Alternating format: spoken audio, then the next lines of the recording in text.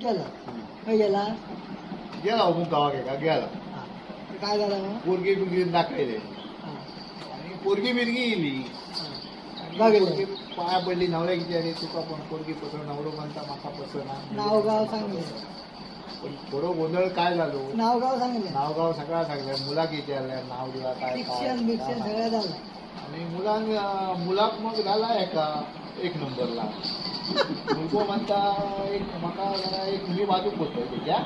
म्हाका बोललो जरा लग्नीक झाला काय करू मी असं दाखवले त्याका जा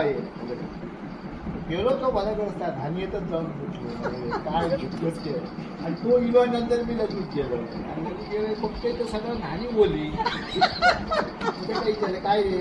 तो म्हणतो नाही म्हणता बघता सवाल सवाल हा एवढा समजत नाही एवढी मोठी नाणी जमत ना हा? ती वाडी काय तर म्हणता बागेवाडी